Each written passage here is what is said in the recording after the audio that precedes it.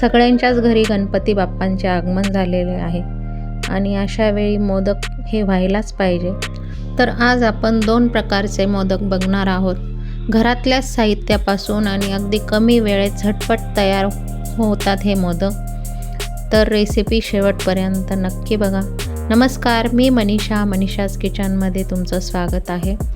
तर आज आपण जे मोदक बघणार आहोत त्यातला पहिला प्रकार म्हणजे गव्हाच्या पिठाचे मोदक. हे मोदक बनवण्यासाठी मी इथे कढईमध्ये 4 चमचे तूप घेते आहे.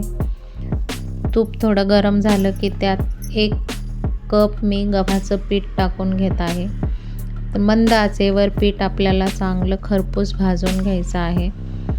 गॅस अजिबात मोठा करायचा नाही. अगदी मंद आचेवर हे पीठ आपल्याला चांगलं तांबूस रंग येईपर्यंत भाजून घ्यायचं आहे.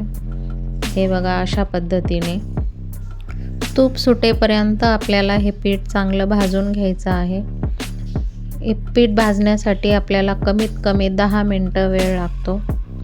तर हे बघा, तुम्ही बघू शकता आता छान तूप सुटायला सुरुवात झालेली आहे. तर असंच आपल्याला भाजून घ्यायचं आहे. तर आता पिठाचा रंग पण बदललेला आहे. मी एकीकडे गॅसवर पाणी गरम होण्यासाठी ठेवलं होतं. तर त्यात आपल्याला 1 कप गरम पाणी टाकून घ्यायचं आहे. 1 कप पीठ मी घेतलं होतं, त्यासाठी 1 कप पाणी बरोबर होतं. आता हे पीठ असल्यामुळे त्यात सुरुवातीला थोड्याशा गठुळ्या होतात. तर ते आपल्याला चांगल्या रगडून मोडून घ्यायच्या आहेत. तुपात भाजलेलं असल्यामुळे गठुळ्या लगेच मोडतात, पण आपल्याला जरा पटापटा चाळून गठुळ्या मोडून घ्यायच्या आहेत. तर हे बघा, तुम्ही बघू शकता सारण लगेच घट्ट व्हायला सुरुवात झालेली आहे. असं चाळत असताना सारण घट्ट होतं आणि त्याचा छान गोळा तयार होतो.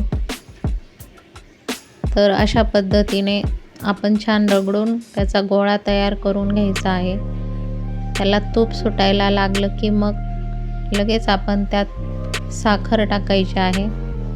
तर हे बघा, अशा पद्धतीने त्याचा छान गोळा व्हायला लागलेला आहे आणि ते पीठ कढईला सोडायला लागलं आहे, म्हणजे ते छान शिजलं आहे. अशा पद्धतीने आपल्याला पीठ छान शिजवून घ्यायचं आहे. तर हे बघा, बघू शकता तुम्ही पीठ अगदी सुटसुटीत त्याचा गोळा तयार झालेला आहे आणि तूप पण सोडलं आहे. आता लगेच आपण त्यात साखर टाकून घ्यायची आहे. तर इथे मी 1 कप पीठ घेतलं होतं, त्यासाठी मी इथे अर्धा कप साखर टाकत आहे. तर एवढी साखर पुरेशी होते. तुम्हाला जर जास्त गोड हवं असेल तर तुम्ही थोडीशी वाढवू शकता, पण एवढ्या प्रमाणामध्ये बरोबर गोड होतं. तर साखर चांगली एकजीव करून घ्यायची आहे, त्यात वितळून घ्यायची आहे. आता साखर मिक्स झाल्यानंतर हे मिश्रण आपण लगेच ताटात काढून घेणार आहोत. ताटात काढल्यानंतर थोडा वेळ ते थंड होऊ द्यायचं आहे. तर सारण ताटात काढल्यानंतर ते उलटण्याने जरा वेळ पसरून असं थंड करून घ्यायचं आहे, कारण त्याला हाताला लगेच सोसवणार नाही. त्याच्यामुळे ते थंड होऊ द्यायचं थोडंसं आणि नंतर आपल्याला त्याचे मोदक वळायला घ्यायचे आहे. तुम्हाला जर आवडतील तर यात ड्रायफ्रूट टाकू शकता. काजू, बदाम, पिस्ते, तुम्हाला जे ड्रायफ्रूट वाटतील ते टाकू शकता किंवा खोबऱ्याचा किस पण टाकू शकता. पण मोदकाचे वेगळे प्रकार आपण नेहमीच करत असतो, त्याच्यामुळे प्रत्येक प्रकाराला आपला स्वतःचा एक फ्लेवर असतो. तर तो फ्लेवर तसाच राहिला पाहिजे, म्हणून हे मोदक असे साधेच छान लागतात. तर आता सारण थंड झालेलं आहे, ते आता छान मळून घेतलं आहे. इथे मी मोदकाचा साचा घेऊन त्याला तूप लावून घेतलं आहे. तूप लावल्यामुळे मोदक निघायला सहज निघतो. आणि आपण जे सारण घेतलं होतं त्यातला छोटासा गोळा घेऊन त्या साच्यामध्ये भरून घ्यायचा आहे आणि दोन्ही बाजूने बंद करून दाबून छान बंद करायचं. अशा प्रकारे आजूबाजूला निघालेलं सारण सगळं काढून घ्यायचं, म्हणजे मोदकाचा आकार छान येतो. तर हे बघा, तुम्ही बघू शकता. आता आपण मोदक काढून बघू. तर हे बघा, किती सुंदर आणि सुबक मोदक असा बनून तयार होतो. अगदी घरातल्या साहित्यापासून खूप सारं सामान नाही किंवा खूप पैसे खर्च करण्याची गरज नाही.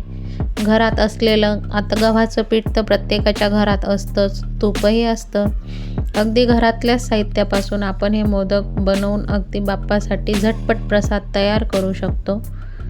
तर तुम्ही ह्या प्रकारे मोदक नक्की बनवा. हे मोदक खायला अगदी चविष्ट लागतात. अशाच प्रकारे आपण सगळे मोदक तयार करून घेणार आहोत. तर तुम्हीही हे मोदक नक्की करून बघा, तुम्हाला नक्की आवडतील.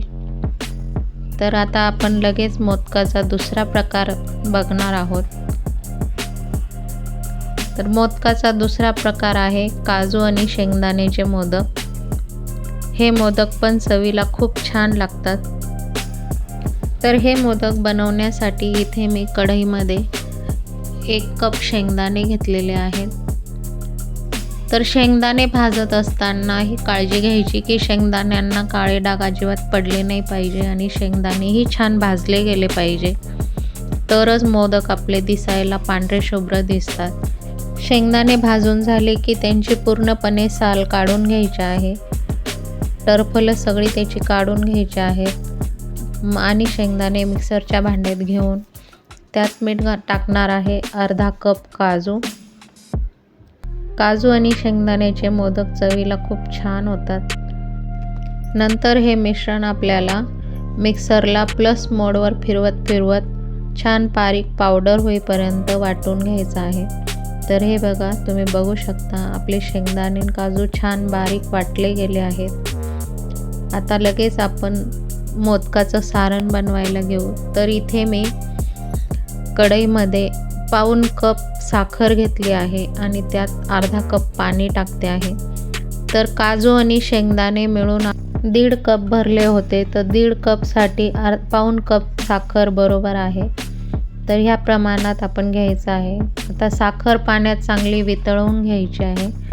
लक्षात ठेवा, साखरेचा आपल्याला पाक तयार नाही करायचा, फक्त वितळून घ्यायचे आहे.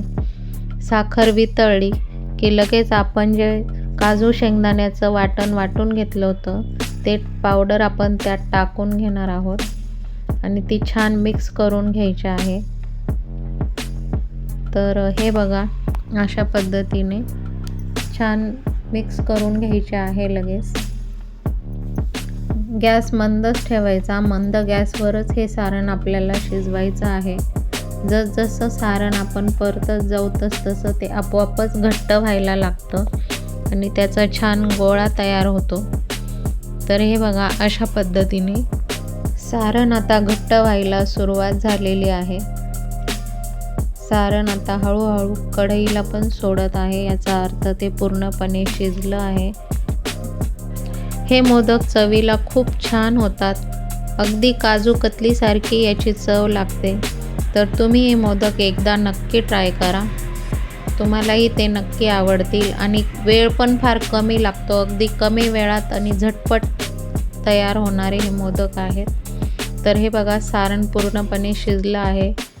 ते कढईला पण आता सोडत आहे. आपण लगेच आता ते ताटामध्ये काढून घेऊ.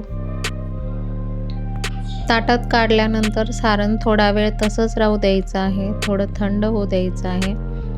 नंतर ते आपल्याला हाताला थोडंसं तुपाचा हात लावायचा, कारण ते हाताला चिकटलं तर भाजेल, त्याच्यामुळे तुपाला हात लावायचा आणि चांगलं रगडून त्याचा छान रोल तयार करून घ्यायचा आहे. हे बघा, अशा पद्धतीने अगदी मऊ लुसलुशीत असा रोल त्याचा तयार होतो. तसा रोल तयार करून घ्यायचा आणि लगेच मोदक पात्र घ्यायचं, त्याला पण थोडंसं तूप लावून घ्यायचं, म्हणजे मोदक आपला सहज निघतो.